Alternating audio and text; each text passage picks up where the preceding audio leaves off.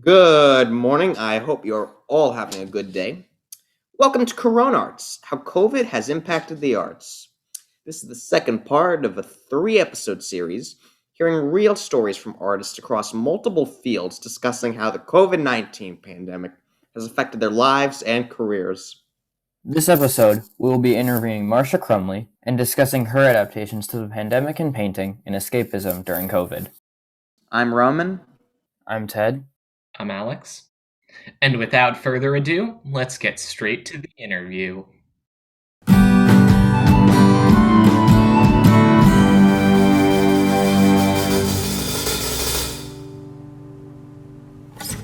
Yeah, I'll just start off by saying, so thanks for taking the time. We really appreciate it. I just want to start out by asking first, how did you get to where you are today? How did you become interested in art? And, what was your story of getting to where you and what you do now? Sure. Well, I'm a painter. I paint expressive landscapes, and I didn't really start painting until I was in my 30s, probably. I did some art when I was younger, but I did mostly ceramics. And I started painting through Cambridge Adult Education. I took a watercolor class there and I kind of got hooked on it. So I just started taking more classes at the adult ed and also at a bunch of places around Boston. I went to the Museum School, Mass College of Art. I went on some summer workshops. I just started taking as many courses as I could.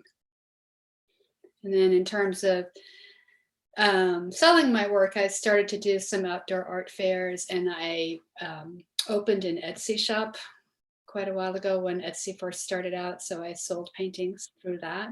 And then over time, I sort of shifted focus and did more group juried exhibitions. And I have a studio in the South End where I do First Fridays and open studio events there. Is there a chance you could describe the style of art, expressive landscape? Sure. They're just sort of my personalized take on the landscape and the things I find beautiful. So they're not the realistic colors of the landscape necessarily. They're the colors that I either perceive in the landscape or want to exaggerate in the landscape or would like to see in the landscape that might not be there. So it's not photorealistic and it's not precise. It's a much more edited version and a more personal stylized version of landscape painting. So I guess now shifting the focus to more about like the pandemic, and so I guess for starters, like how has adapting to the pandemic been?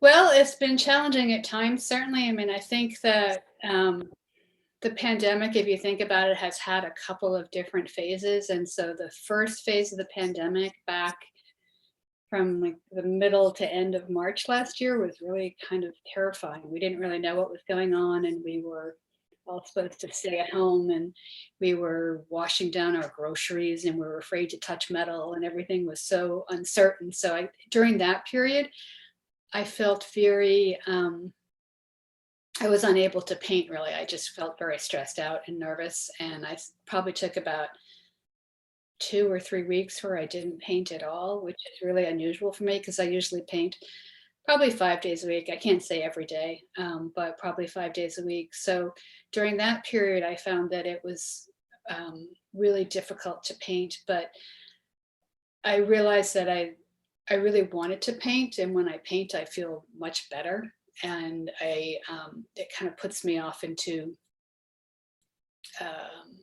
a meditative state or a zone where I kind of forget about what's going on in the world. So I really needed for my own sanity to paint. So I started to paint again, and it took a while to get back into it. You know, I started doing some looser works on paper and some exercises and some abstracts, but after a while I got back into painting, and now I would say that my painting routine is pretty much the same as it was pre-pandemic.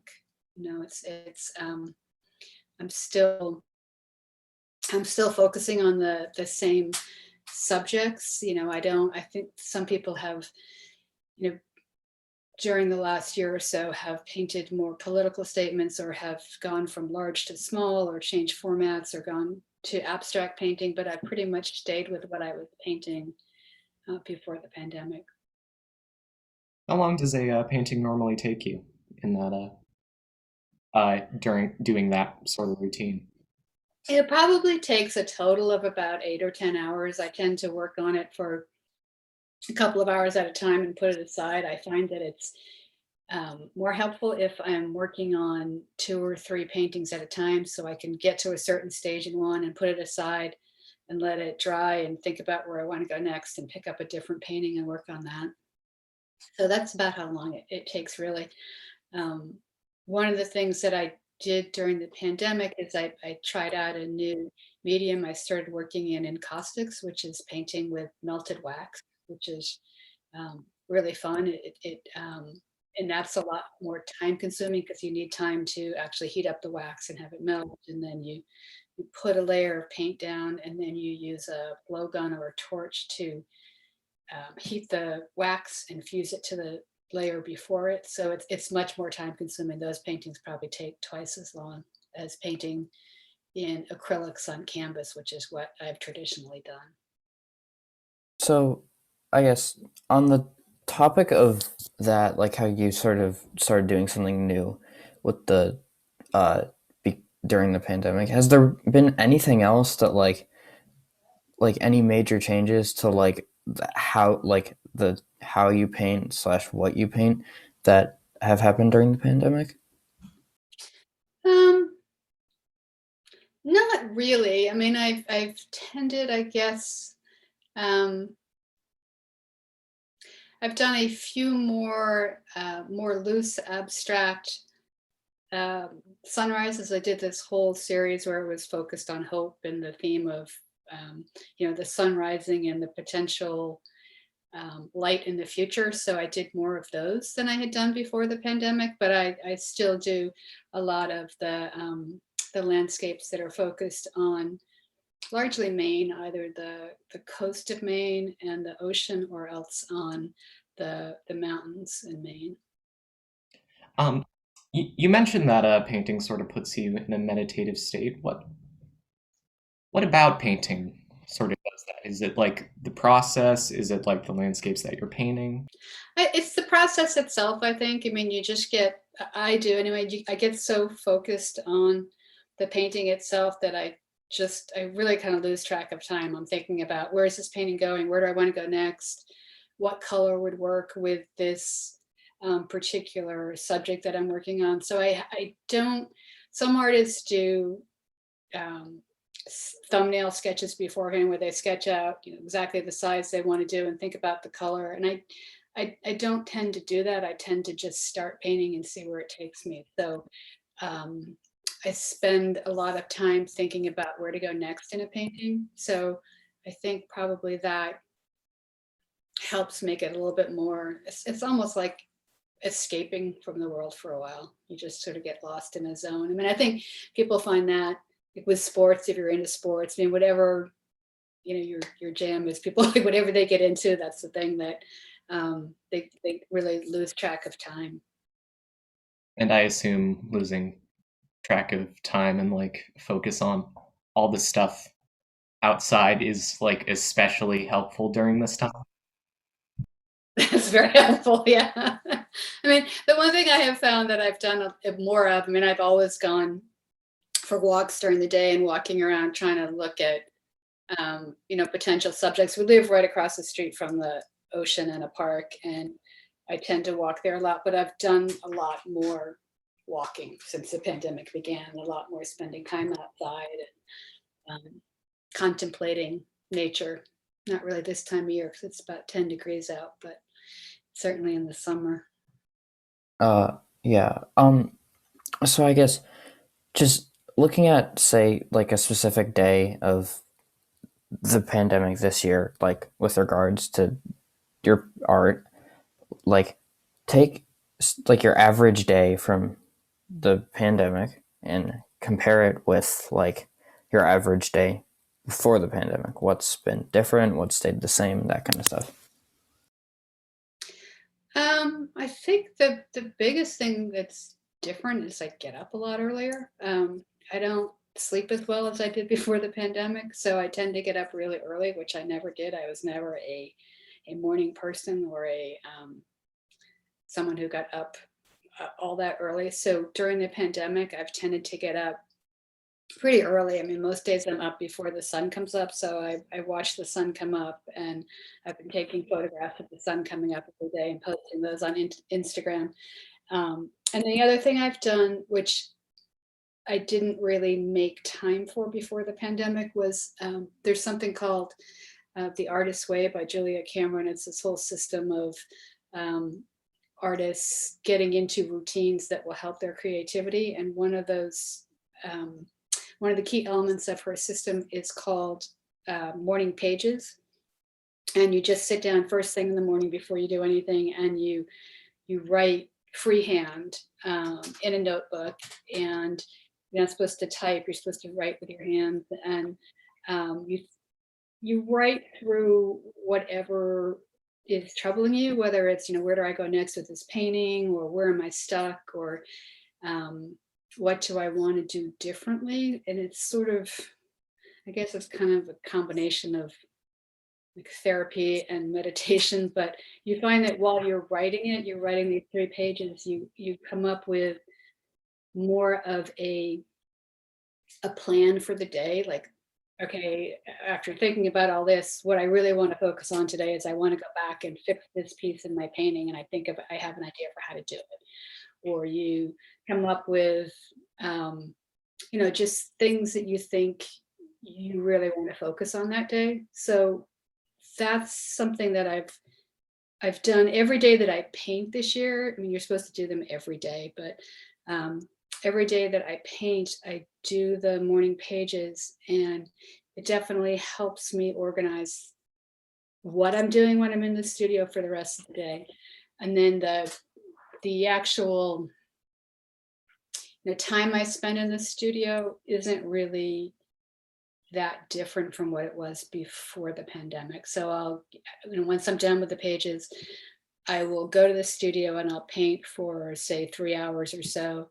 Then I'll go for a walk, then I'll have lunch, then I'll go back to the studio for another 3 hours. And that's pretty much my day painting. And then later on in the day and in the evening, if I'm not doing something else, I'll work on more the business side of art. So figuring out what shows I might want to submit my art to, or thinking about what I want to post on Instagram or Facebook. So more the practical side of being an artist, I guess, and having an art business. I focus on that later in the day when my creative energy is a little bit lower. So you mentioned a studio. What studio do you go to paint? Well, since the pandemic began, I guess that is a big difference. I am in my studio in Maine. So I live in Maine full time, but I just moved from Boston about 2.5 years ago, and I still have a studio in Boston in the South End. And I use that now mostly for doing First Fridays and open studio events, which we haven't had since the pandemic began. So I haven't actually been down there very much. I've probably been down there 3 times or 4 times since the pandemic started. So the studio where I work now is in my house. I actually have 2. I have in my den is where I paint. I'm a very clean painter, and it doesn't take up a lot of space. Typically, even when I work on a large canvas, I'm not making a big mess. And then in the basement, I have a separate space where I do encaustics, and that has to have specific ventilation, and it's much, much messier, even though I'm a neat painter. Encaustics are just they take up a certain amount of space, and they're not as easy to clean up as acrylic paint. So I do that down in the basement.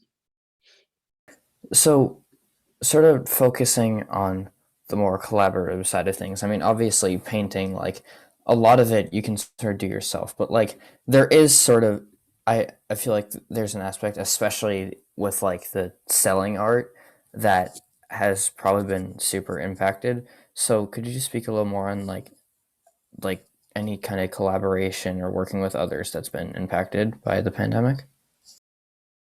Yeah, I mean, it is. I think painting is very different from something like theater or dance, where you really have to collaborate in order to produce art. Painting is pretty um, isolated. I think painters are used to being alone in their studio for hours at a time, which hasn't really changed. But what has changed is the lack of art openings and exhibits and being able to get out and talk to people and mingle with people and make connections. And that's sort of how things work in the art world. It's, and you also want to see other people's work in person. I see everyone's work online and on Instagram, but you never have the same sense of scale or impact that you do when you see a painting in person. So, I miss going to exhibitions. I miss going to museums. The museums were open for a while. I think they're closed again, but I miss actually physically seeing art and going to museums with other artists, because you would go to an exhibit with a friend and they see something in a painting that you might not have noticed, and vice versa. So you have a conversation about the painting that is just missing these days. So it's not affecting the day to day, but it is sort of affecting, I think, the overall experience and community around being an artist. I mean, there's very little community these days per se, other than there's online community, but that's always going to be a lot more limited, I think, in terms of the value that it brings. All right, so moving on, I'll just ask. So please correct me if I'm wrong on any of this. But so in the article "Creativity and Catharsis" that's on Art New England, which was written about you and another artist, you were asked 6 words to describe 2020, and you used restlessness, experimentation, vulnerable, connected, hopeful, and reflective. So my question is, would you draw any of these back to your experience in the arts over the years, and how so? Certainly not restless. Connection, definitely. I mean, I think that everyone wants to be part of an artist community, and you tend to, like where my studio was in the South End, or wherever your studio is, you tend to find a community of artists that you share your work in progress with and get their thoughts on and feedback. So that, I think, goes back quite a ways.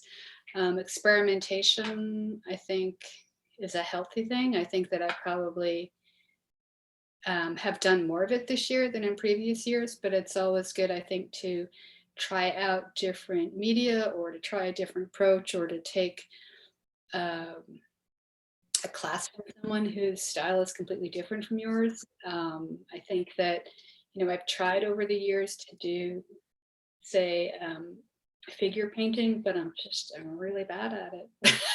But I keep trying. So I guess those are some of the ones that would tie back. Do you think you've improved in your attempts at figure painting? No. No, I really haven't. All right, well, that's interesting. So moving on from that, the year 2020 has been marked by dramatic changes in culture and politics, and I recall reading in the article that your husband is a political columnist, right? So I mean, that's just so, you say that you're trying to block out all the noise and fervor of the year's hot topics to focus on your art. So have you found that difficult at all? And what would you say to artists, or really anyone trying to just stay away from what's ever always on the TV or on the news at any given time? Yeah, no, it's very challenging. I think you have to make a conscious attempt to block it out. And the one thing that was different for me this year, because my studio is in the Den, and because CNN is always on, and unfortunately Fox News sometimes too, I have to. I would be wearing headphones a lot and playing music reasonably loudly through the headphones. And I thought that would change my art. I've never ever wanted to, I've always painted in silence. I don't listen to podcasts. I don't listen to music. I just sort of try to go with what's in my head and focus on that. But that I painted to music for the first time, and I find that it was actually enjoyable. So maybe that's something that I'm going to take forward, and paint to music more than I have in the past. That, and I think going for long walks helps. I mean, I think it's always good to either get some type of exercise or just get some fresh air before you sit down and try and create. It kind of frees up your head a little bit, clears some space in your head, because there really is, there is a lot of noise and confusion, and some artists are really good at channeling that. I mean, I think there've been some really powerful there's been some really powerful art that's been made either as a result of the pandemic or coming out of Black Lives Matter and a lot of the political unrest. And I think that that's a really valid and meaningful response, and I respond to that art. But I don't feel inspired to create that art. I still, despite whatever's going on in the world, I would like to focus on the beauty that's still out there. That sounds naive, but that's what I would like to do. And there are certainly days, even, recently, where I just feel like the news is just too depressing to paint, right? Like January 6th, right? Who's going to paint a beautiful sunny landscape on January 6th when the Capitol is being ransacked? So you can't totally block it out, but I try to do the best that I can to just sort of compartmentalize it and say, the news is always going to be there to come back to. There's always going to be something that's happened while you're in the studio. But to the extent that I can, I try to just remove myself from all of that while I'm painting. Do you think the do you think that the pandemic has like maybe subconsciously affected the art that you make? Like not the kind of art that you make, but like sort of what goes on in your expressive landscapes at all? I think it has shifted my palette somewhat. I've gone, not in every painting, but frequently I've gone to even brighter, lighter colors and tried to have more of that hope and optimism expressed in the painting, and almost a little bit more of that sense of escapism into this, world where everything's beautiful.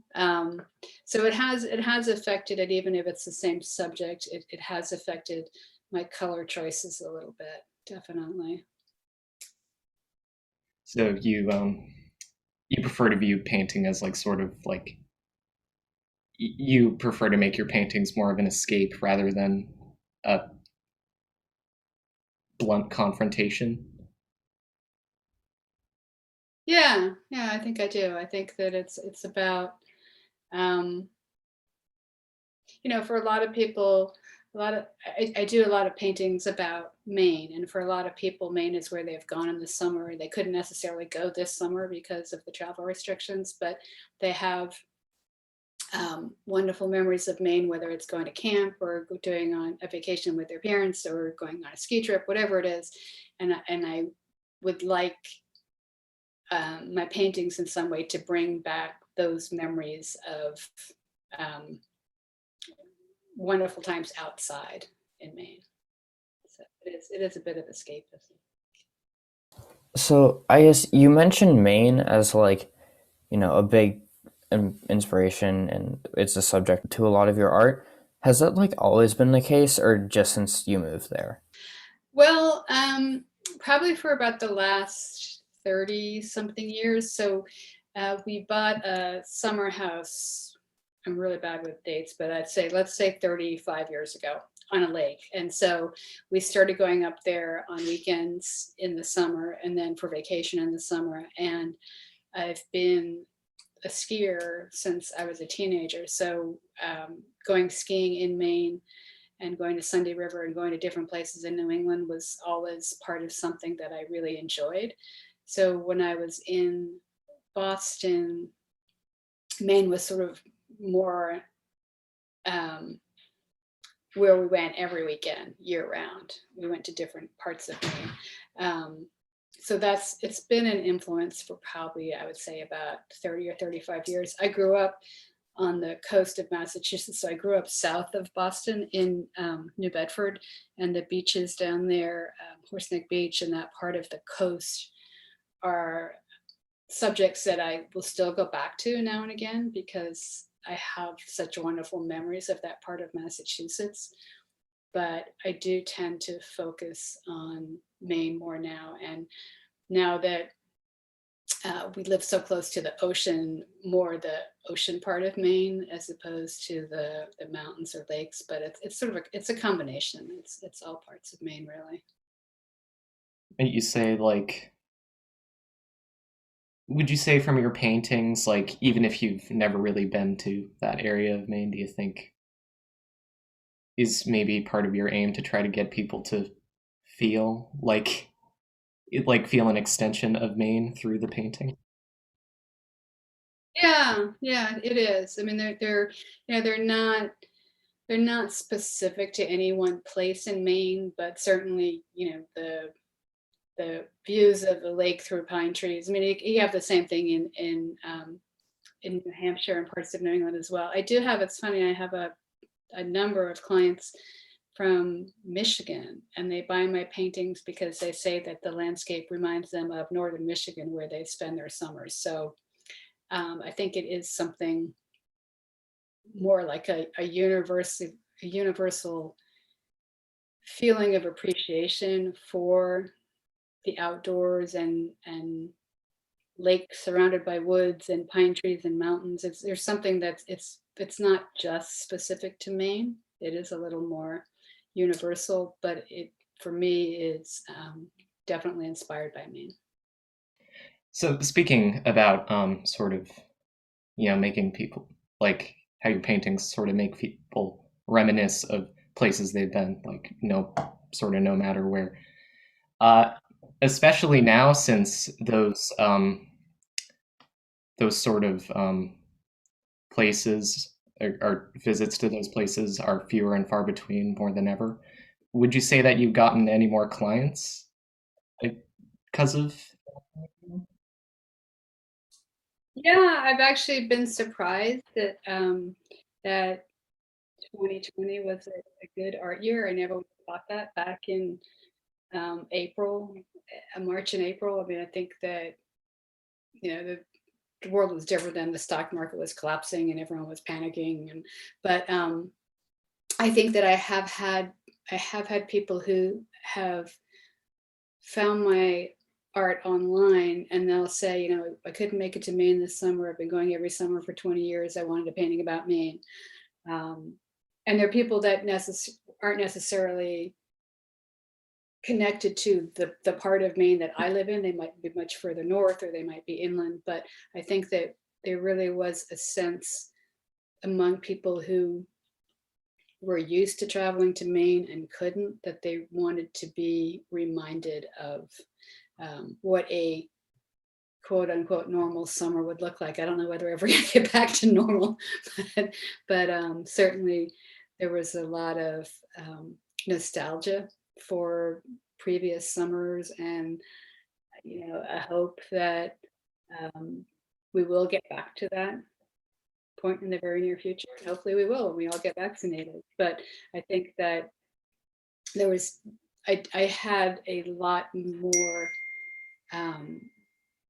people that hadn't purchased my art before or connected with my art reach out to me this year than I have in previous years. And I think that having a Maine presence is part of that. So on the topic of sort of the market of art right now, I'm curious if you think the market has changed and how it'll emerge once the pandemic is over, or if you think, like, the majority of the aspects of the market will remain unchanged right now and won't change at all once pandemic's over? Well, I think that artists have gotten much better at promoting their own work online and trying to find an audience beyond where they live or where their galleries are. I think that some galleries have done really well in the pandemic. Certainly, a lot of main galleries have. Galleries in other parts of the country that people are moving to. A lot of people are moving out of Boston and New York, New Jersey, and moving to other places. And certainly there are like places in the Rockies that have become very popular. So depending on location, galleries are doing well, but then there are also a lot of galleries that aren't doing well, and those are galleries that are based in New York or Chicago or LA, places that people just aren't going out to the galleries as much and aren't in the city as much. So I think that a lot of artists have decided that they really need to have a more direct connection with people. Um, I don't know. I assume something like open studios are going to come back after the pandemic. I mean, I don't see why they wouldn't.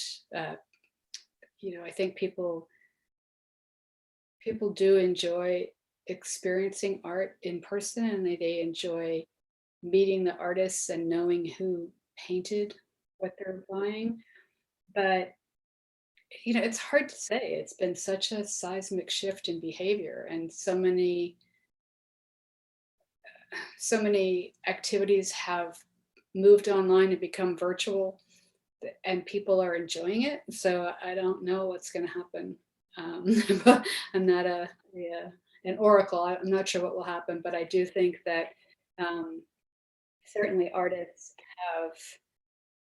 have found other ways to connect with people during the pandemic and have virtual art shows and you know live tours of their studios on Facebook or Instagram and things like that as a way to show people what they're working on and connect with people.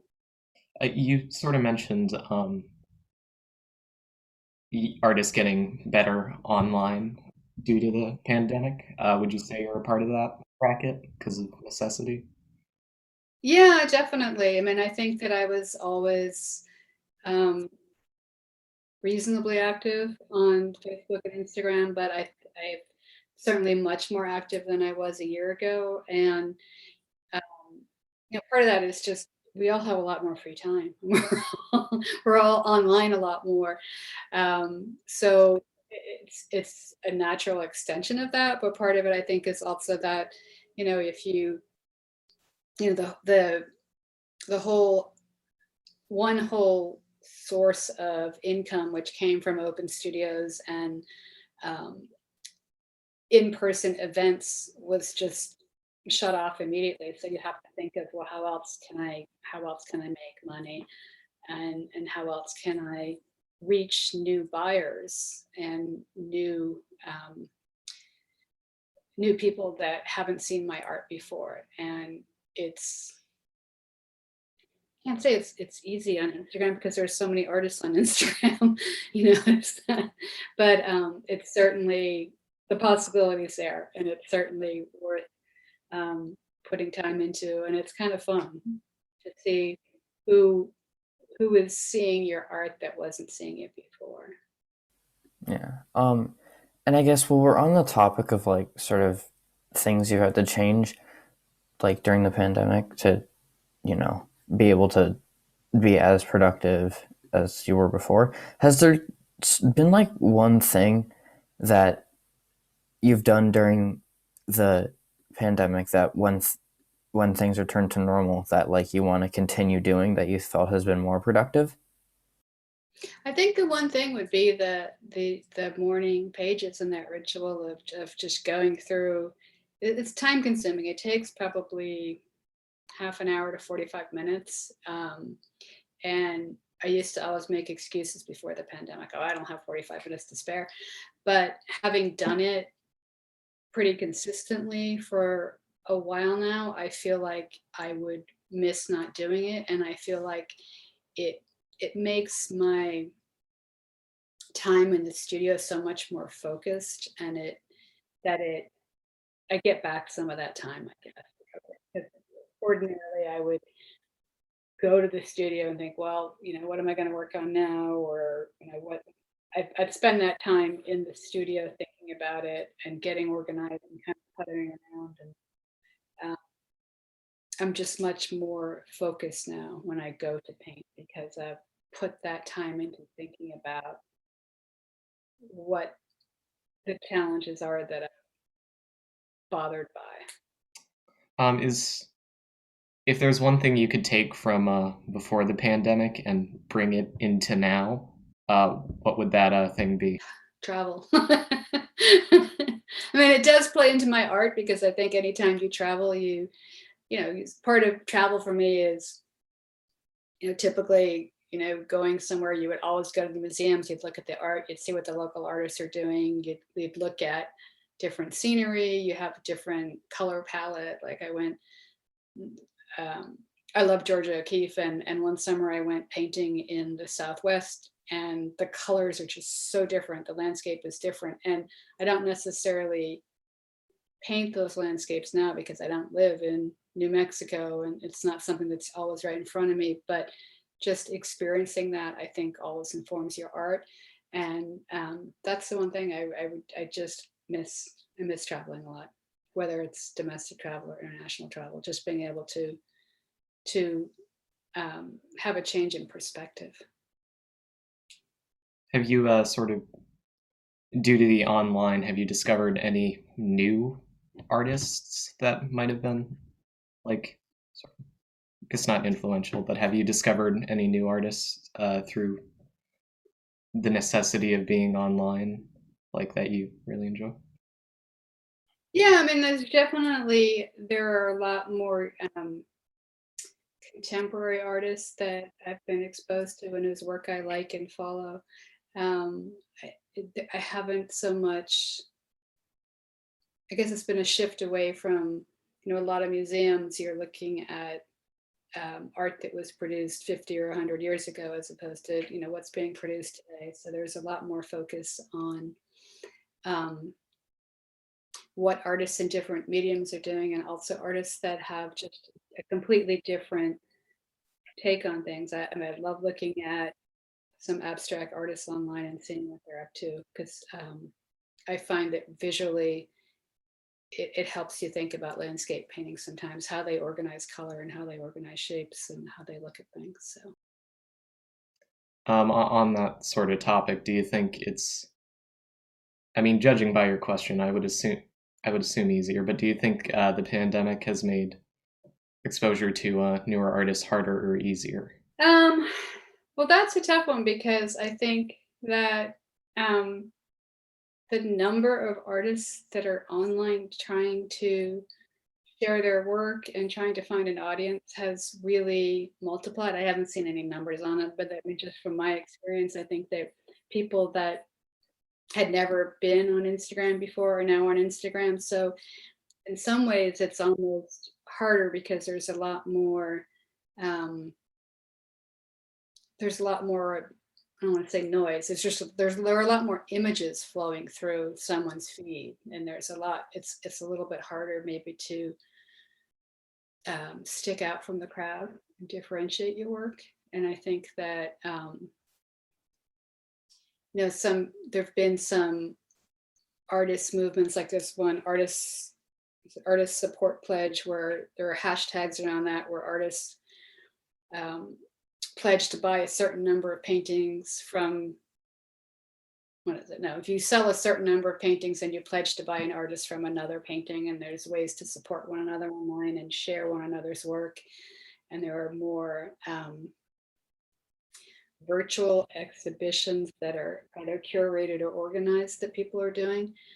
But I think probably in general, I think it's it's probably a little bit harder just because of the volume of images. It's probably a little bit harder to differentiate yourself online right now. Mhm. And speaking on that sort of differentiating yourself, so obviously from what I can tell, that's like a big part of like being an artist this year. So how have you sort of like tried to do that and like, that kind of stuff? Well, I started working even before the pandemic. I had started using the hashtag make your home happy, which was sort of like my art is about happy art. And so I've used that as a way to sort of try to differentiate myself. And then I've tried to come up with a more consistent, I guess, looking at Instagram and looking at stories. I've tried to show more photos of Maine and parts of Maine, like the coast, that are beautiful. And I think that people can sometimes be as attracted to the photography that I'm posting and what I'm showing about the area that I live in. And I think that has attracted more people to my art, just focusing on sharing those images. I find that when I post, I do a lot of sunrises and sunsets and photos from the coast because I live right across the street from this beautiful state park. And I find that a lot of people find me through the photographs and then start to follow my paintings. Changing the subject real quickly, I'm curious as to sort of in terms of, do you think that there might be any differences, or there are any differences between the objectives of the pandemic art and art that came before the pandemic in terms of what the painter is trying to achieve through the creation of their paintings? And maybe if you have any sort of thoughts on that and how you've seen the different objectives of your paintings. I mean, I guess there's probably something there around hope and connection. I certainly felt that, there was this just amazing birth that wasn't just related to the art, but it was just this amazing birth of hope and optimism after the inauguration that you would see on social media. And I think that a lot of people created paintings in response to that were their means of expressing that optimism and connecting with people. I don't think they were thinking about, I'm doing this to sell my art. I think they were genuinely feeling these emotions and wanted to share those emotions. And then there've been some, it's very funny since the inauguration, all the memes around Bernie Sanders and his mittens. I mean, the number of paintings and images that artists have created around that have been really funny. Man, I'm so bad at portraiture, I wouldn't even attempt to do it. It would be awful. But there've been some great paintings of Bernie and that meme that have been done that have just, I think, it's a way for people to connect, and it's something that people just felt was this great shared experience. And I mean, I can't imagine the volume of images that were created in response to that, but it was pretty phenomenal because it was something that was, it's not purely political in a way. I mean, there's obviously a political element because Bernie Sanders is in it, but it's really more just we all could use a good laugh right now. What can we do around this to come together as artists and to make people feel better? And that was really funny to watch. You've mentioned you mentioned Instagram a lot as like a method of sort of getting your art out there. Are there any alternatives like other artists are using to Instagram that you know? Well, actually, I find Facebook is just as productive a channel for me. I've been on Facebook for a lot longer, and a lot of my clients that I've had for a long time are only on Facebook, they're not on Instagram, or they may be on Instagram, but they don't follow me on Instagram. There's that. I mean, I even sold a painting this year on Twitter, which I never expected. So, I didn't think people looked for images on Twitter. I thought it was much more, commentary and political commentary. So, I think, and there are a lot of people that use Pinterest, which I don't, but I think certainly a lot of artists and designers have had a lot of success with Pinterest. I think that, there is, even during the pandemic, there's only so much time during the day, and you have to focus on a few things that you enjoy doing and that seem to work. So that's mostly Facebook and Instagram for me, in terms of connecting with existing customers and also finding new customers. Those are the two that probably work the best. Sure. Do we have any more questions? Roman, Ted? I mean, I think we're all set. Okay, thanks, guys. It's been great. Thank you very much. Bye, Ted. Bye-bye. Bye, Ted. See ya. Thanks for tuning in. This has been Roman, Alex, and Ted on Coronarts, how COVID has impacted the arts. Next time, tune in for a focus on the performing arts and an interview with Paul Melone. That's all. This is Roman signing off.